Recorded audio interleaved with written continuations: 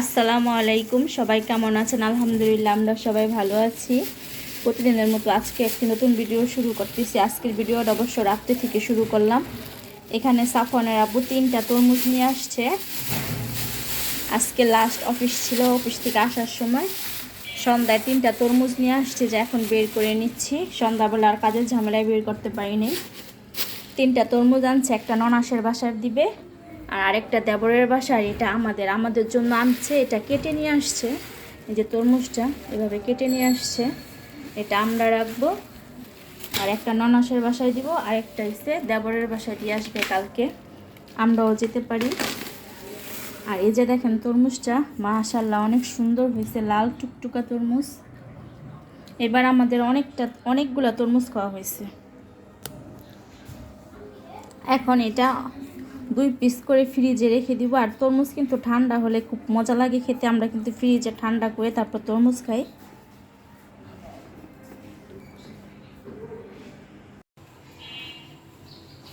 গতকালকে রাতে তরমুজ দিয়ে ভিডিওটা শুরু করেছিলাম। আজকে সকালবেলা 10:30 বাজে সাফনের আব্বু আর আমি আমার ননাসের বাসায় দেবরের বাসায় তরমুজ দিয়ে আসছি।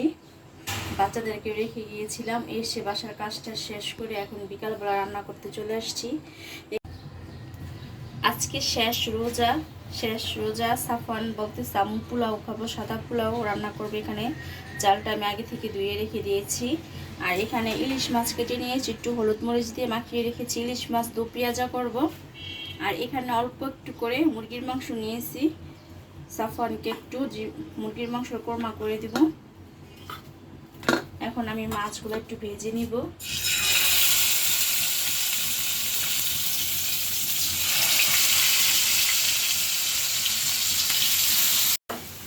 ইলিশ মাছটা হালকা ভেজে আমি উঠায় রাখছি। আর এখানে দো পেঁয়াজা করার জন্য এখানে আদা রসুন বাটা নিয়েছি অল্প করে, সাথে লবণ, মরিচের গুঁড়া, ধনে গুঁড়া আর হলুদের গুঁড়া নিয়েছি। এখন পেঁয়াজটা আদা ভাজা করে নিয়েছি। এখন সব মশলাগুলো দিয়ে দিব।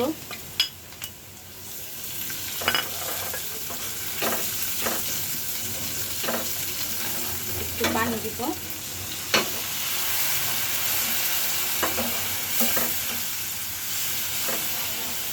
পানি দিয়ে ভালো করে আমি মশলাটা কষিয়ে নিব। আমি ইলিশ মাছের জন্য পাশের চুলায় মশলাটা কষিয়ে নিচ্ছি। আর এই চুলার মধ্যে আমি মুরগির কুরমা রান্না করব। অল্প করে মাংস নিয়েছি, কালকে আবার ঈদ, কালকে রান্না বান্না আছে, তাই আমি বেশি নেই। এই মুরগিটা একটু হালকা ভেজে নিব। আর আমি কিন্তু আগে থেকে একটু লবণ আর লেবুর রস দিয়ে মাখিয়ে রেখেছিলাম মুরগির মাংসটা।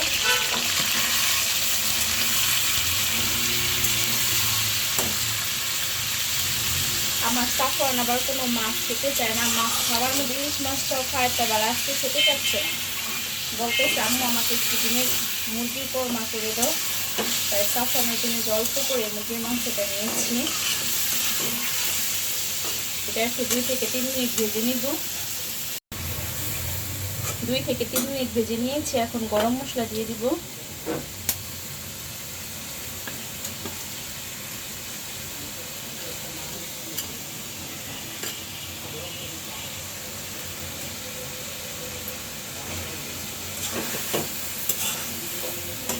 একটু আদা রসুন বাটা দিব। অল্প করে মুরগির কোরমা করব, তাই আর পেঁয়াজটা ব্লেন্ডার করিয়ে নিই। আমি একটু পেঁয়াজ ভেজতে বেশি করে দিয়ে দিব। এখানে অল্প করে আদা রসুন বাটা দিয়ে দিলাম।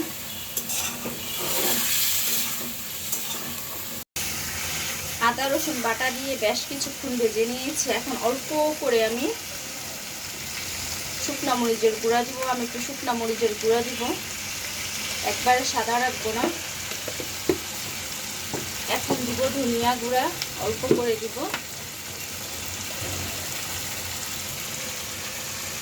খুবই অল্প করে দিলাম।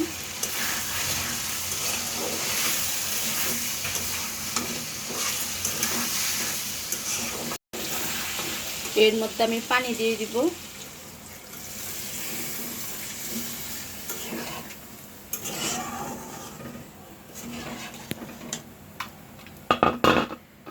এখন আমি একটু জয়ফল আর জয়ত্রী গুঁড়া দিব। এই যে এখানে আমি একবারে ব্লেন্ডার করে রেখে দিয়েছি, অল্প করে দিব। জয়ফল জয়ত্রী গুঁড়া, 3টা কাঁচামরিচ দিয়ে দিলাম। আর এখন দিব গুঁড়া দুধ। এই যে গুঁড়া দুধ আমি দিয়ে দিলাম 2 টেবিল চামচ। আর দিব পেঁয়াজ বেরেস্তা। এই যে আমি একসাথে অনেকগুলো পেঁয়াজ বেরেস্তা করে এভাবে নর্মাল ফ্রিজে রেখে দিয়েছি। এখান থেকে আমি একটু পেঁয়াজের বেরেস্তা দিয়ে দিব।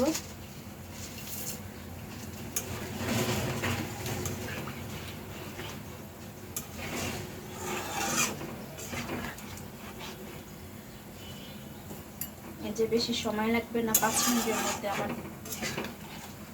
কর্মা হয়ে যাবে। আমি আরো একটু পেঁয়াজের বেরেস্তা দিব।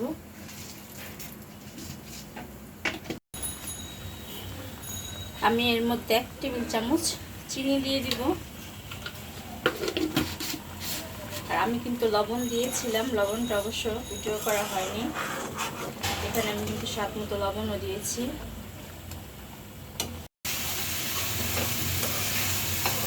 ইলিশ মাছের দু পেঁয়াজা করবো, মশলাটার সাথে পেঁয়াজটা ভালো করে কষিয়ে নিয়েছি। এখন আমি এই যে ভেজে রাখা মাছ আর 2-3টা কাঁচামরিচ দিয়েছি।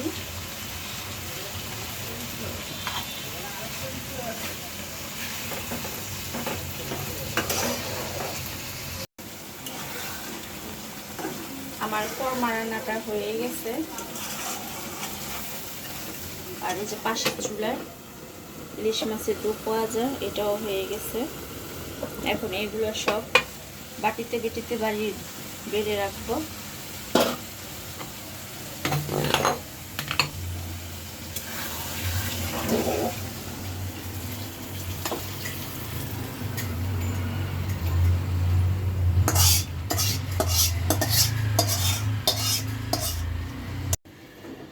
এখন এই যে ইলিশ মাছটাও আমি বাটিতে একদম বেড়ে টেবিলে নিয়ে যাব।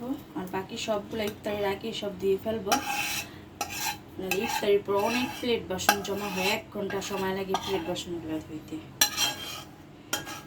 তাই এখন কিছু ধুয়ে, যেহেতু সময় আছে হাতে, কিছু ধুয়ে রেখে দিব, তাহলে কাজটা অনেক সহজ হয়ে যাবে। যেমন ইলিশ মাছের দু পেঁয়াজা, কালারটা কিন্তু মাশাআল্লাহ অনেক সুন্দর আসছে। ভিডিওতে তেমন বোঝা যাচ্ছে না, খেতেও ইনশাল্লাহ মজা হবে।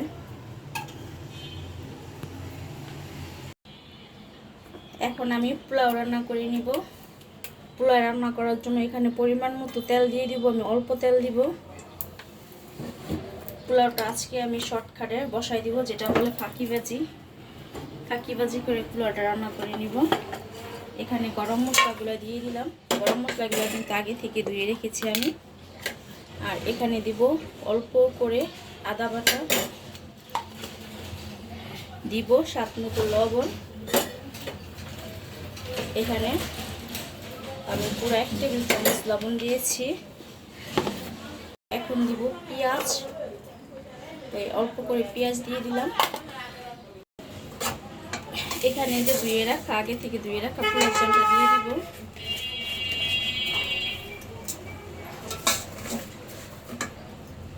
এখন আমি পরিমাণ মতো পানি দিয়ে দিব।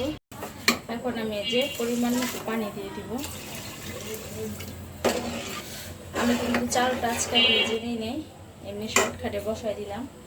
এভাবেও আমি মাঝে মধ্যে পোলাও রান্না করে খেতে কিন্তু অসম্ভব মজা হয়।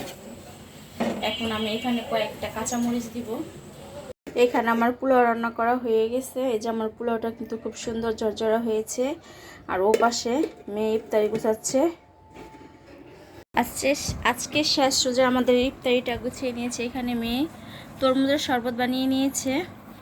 আর এই যে সাদা প্লেন পোলাও, এখানে মুরগির মাংসের কোরমা, আর এখানে ইলিশ মাছের দু পেঁয়াজা, খেজুর, আর একটু টমেটো সালাদ কেটেছি। আজকে বাসায় শসা ছিল না, তাই টমেটো দিয়ে সালাদ বানিয়েছি।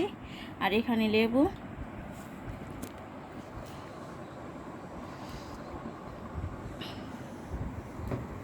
যে 4 জন আজকে শেষ সোজা ইফতার করতে বসছি। ঠিক আছে, তাহলে ইফতারটা শেষ করি।